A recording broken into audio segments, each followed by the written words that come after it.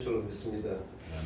오늘 본문의 말씀은 다른 복음서에 나오지 않는 것으로 이전 사건에 발생했던 오병이어 기적이 사복음서에 다 기록이 되었지만은 오늘 말씀은 요한복음에만 기록된 하나의 말씀으로 요한은 단순히 이적 자체만 기록한 것이 아니라 이 기적의 참 진리의 표적으로서 예수님의 속성을 잘 보여주는 그런 오늘 본문의 내용입니다.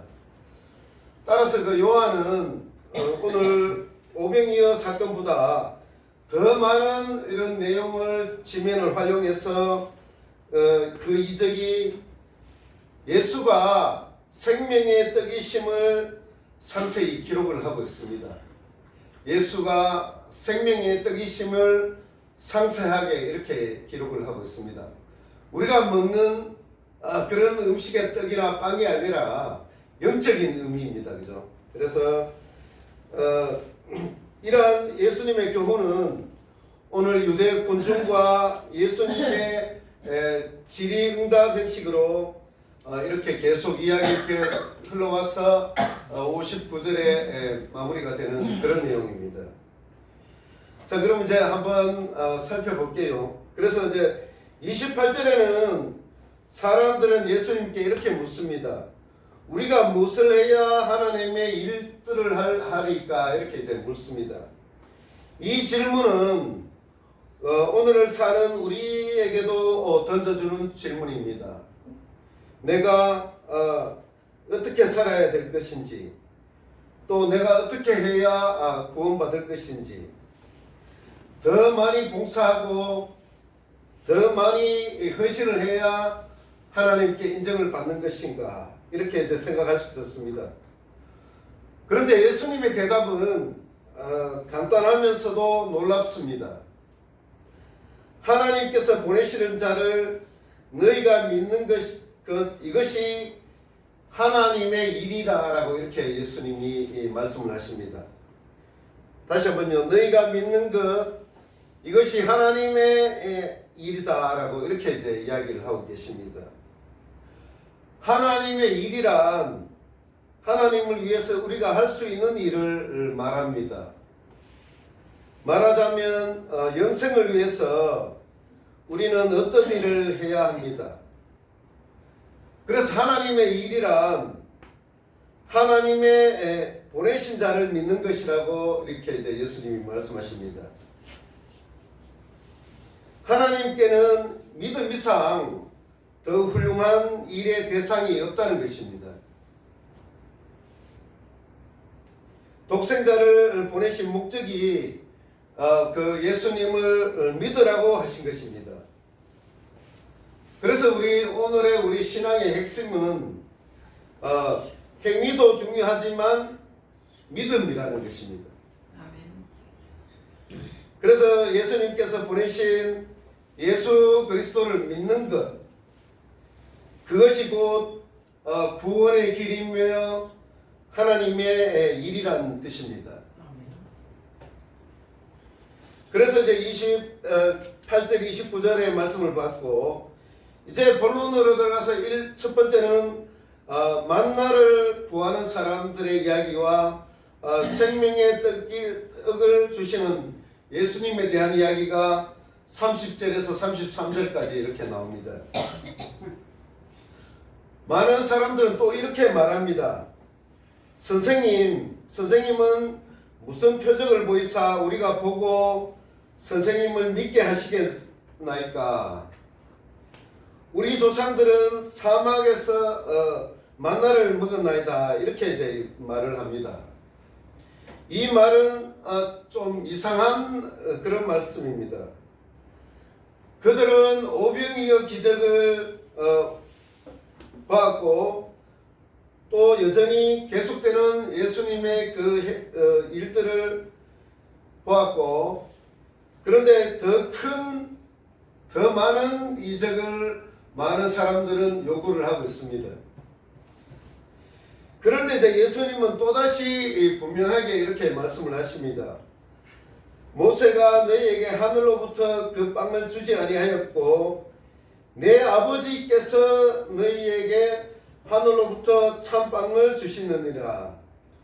이는 하나님의 빵이 하늘로부터 내려와 세상에 생명을 주는 자이기 때문이라 라고 이렇게 또 말씀을 하십니다.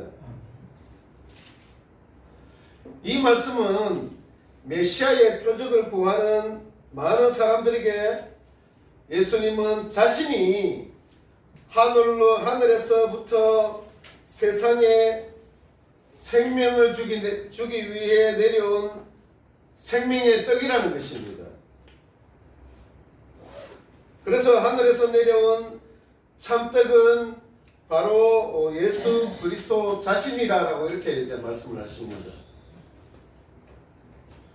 그러면서 만나는 하루 먹고 또 배고팠지만은 예수님은 영혼을 살리는 양식이라고 이렇게 이제 말씀을 하십니다.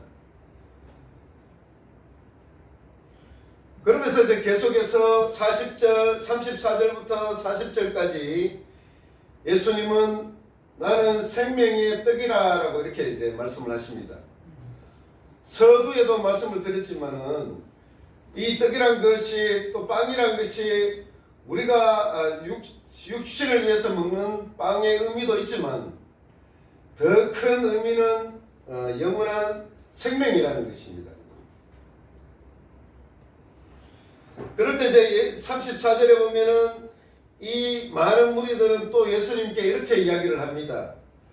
주여 이 빵을 항상 우리에게 주소서라고 이렇게 이야기를 합니다. 그 많은 사람들은 여전히 육체적인 만족 또 배부른 것을 요구를 하고 있습니다. 원하고 있습니다. 그런데 예수님은 그들에게 또 다른 말씀을 하십니다. 내가 생명의 떡이니 내게 오는 자는 결코 줄이지 아니할 것이요 라고 이렇게 이제 말씀을 하십니다. 생명의 떡으로의 초대입니다. 이것은 생명의 떡이신 예수님께 나오는 자에게 주어지는 하나님의 영접하심과 또 마지막 날의 부활과 또 영생의 축복을 이야기하는 것입니다. 생명의 떡이란 하나님의 영접하심과 또 마지막 날의 부활과 또 영생의 축복으로의 초대라는 것입니다. 그러면서 여기서 중요한 세 가지를 한번 살펴보겠습니다. 첫 번째는 예수님은 단지 떡을 주는 분이 아니시고 그 떡 자체라는 것입니다. 그리고 둘째는 예수님께 나오는 자는 영적 굶주림에서 해방된다는 이야기입니다. 영적 굶주림에서 해방된다는 이야기입니다. 그리고 세 번째 중요한 것은 또 믿는 자는 영원한 생명을 주겠다는 그 말씀입니다. 그러면서 이어지는 말씀은 구원의 확실성에 대해서 예수님께 다시 말씀하십니다. 37절에 보면은 아버지께서 내게 주시는 모든 자는 내게 올 것이요 내게 오는 자는 내가 결코 내쫓지 아니하리라 라고 이렇게 이야기를 하십니다. 이거는 방금도 말씀드렸듯이 구원이 확실하다는 확실성에 대한 내용입니다. 내쫓지 않겠다. 그래서 하나님이 택하신 자는 반드시 예수님께 나오게 되고 예수님은 그 누구도 거절하지 않으신다는 그 말씀이 되겠습니다. 이제 세 번째 단락으로 들어가서 41절에서 51절까지 말씀인데요. 원망하는 자들과 하늘에서 내려온 떡이란 말씀을 다시 한번 이야기를 하고 있습니다. 예수님이 내가 하늘로부터 내려온 빵이다, 떡이라고 이렇게 말씀을 하시니까 유대인들이 이렇게 이야기를 합니다. 이 사람은 요셉의 아들이 아니냐? 그의 아버지와 어머니를 우리가 아는데 어찌 하늘로부터 내려왔다 하느냐라고 이렇게 유대인들이 이야기를 하고 있습니다. 그들은 역시 계속해서 예수님이 성육신에서 이 땅에 오신 것을 부인하고 있습니다. 또 많은 사람들은 또 아까 말씀드렸듯이 인간적인 면만, 예수님의 인간적인 면만 이렇게 보려고 하고 있습니다. 그럴 때 예수님은 또다시 한번 이렇게 말씀을 하십니다. 어떤 사람이 아버지를 보았다는 것이 아니니라 오직 하나님에게서 온 자만 아버지를 보았느니라 라고 이렇게 이제 말씀을 하십니다. 그러면서 51절에 나는 하늘로부터 내려온 살아있는 빵이니 누구라도 이 빵을 먹으면 다시 이제 영원히 살리라 라고 이렇게 계속해서 영생에 대한 이야기를 하고 계십니다. 예수님께서 자기 자신을 가르쳐 하늘로서 내려온 빵이라 말씀하신 것에 거부 반응을 보인 많은 군중에게 주시는 말씀으로 예수님은 앞에서도 언급한 교훈들을 재차 이제 말씀하시면서 하늘로서 내려온 산떡인 자신의 살을 먹으라고 이렇게 말씀하십니다. 여기에서 중요한 것은 신앙의 모든 것이 신앙의 진리가 드러난다는 것입니다. 예수님은 하늘에서 오신 하나님의 참된 아들이란 것입니다. 또 그를 먹는다는 것은 그와 연합하고 또 믿음으로 그 생명에 참여하는 것이라는 것입니다.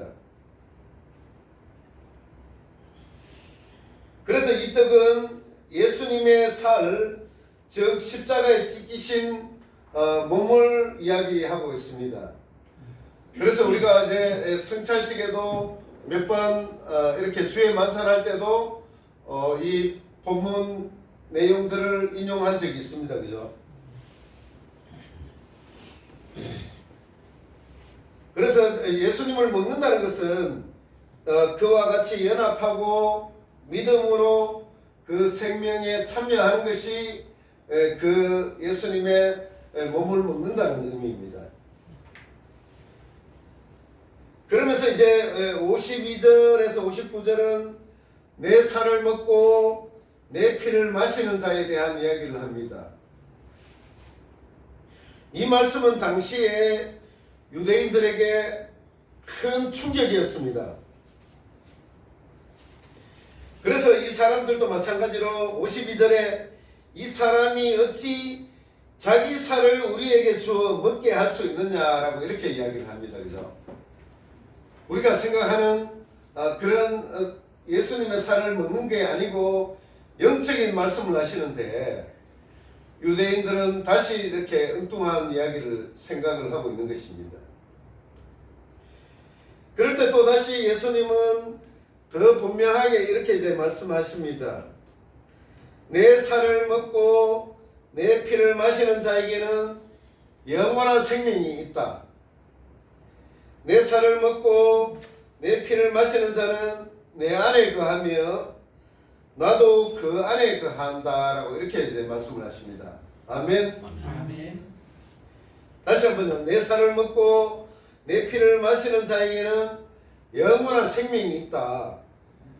그리고 내 살을 먹고 내 피를 마시는 자에게는 자는 내 안에 거하며 나도 그 안에 거한다라고 이렇게 이제 말씀하십니다. 이 말씀은 살아있는 떡인 예수님의 살을 먹으라고 하심으로 유대인들 간의 이 논쟁이 벌어졌는데 예수님은 이 답변으로 예수님이 다시 한번 이렇게 말씀하신 것입니다. 예수님께서는 생명의 떡이신 예수를 믿음으로 주어지는 예수 그리스도 안에서의 영적인 교제를 강조하고 있습니다. 내 살과 필요한 것은 예수님 안에서의 영적인 교제를 강조하신 것입니다. 그래서 이 표현은 또 좀 전에도 말씀드렸듯이 주의 만찬할 때 예표로 쓰여졌던 많은 말씀이기도 합니다. 예수님의 희생을 믿음으로 받아들일 때 깊은 영적인 연합이 있다는 것입니다.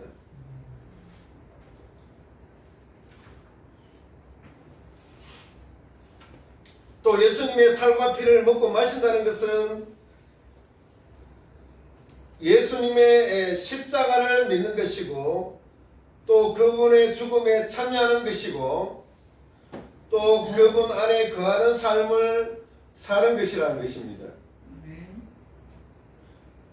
예수님의 살과 피를 마신다는 것은 예수님의 십자가를 믿는 것이고 예수님의 죽음에 참여하는 것이고 또 예수님의 안에 거하며 살아가는 삶이라는 것입니다. 아멘. 결국 이 모든 말씀은 믿음을 넘어서 예수님과의 깊은 연합을 이야기하고 예수님의 존재를 의미하는 그런 깊은 말씀이기도 합니다. 그래서 내 살을 먹고 내 피를 마시라고 이렇게 이제 예수님은 이야기를 하시고 계십니다. 그러면서 이제 결론으로 한번 살펴보겠습니다. 오늘 본문의 내용을 통해서 우리는 다음과 같은 교훈을 얻을 수가 있습니다. 첫째는 세상에 속한 어떤 것도 생명의 참 떡이 되지 못한다는 사실입니다. 우리 모두는 육신적 생명을 유지하기 위해서는 음식을 먹어야 합니다. 음식을 먹어야 하고 또 우리가 신앙생활을 하기 위해서는 영적 생명을 유지하기 위해서는 언제나 예수 그리스도와 올바른 관계를 맺어야 된다는 것입니다. 왜냐하면 생명의 주님을 매일매일 우리 삶 속에 모시지 않고서는 결코 우리의 영적 생명을 유지할 수 없다는 것입니다.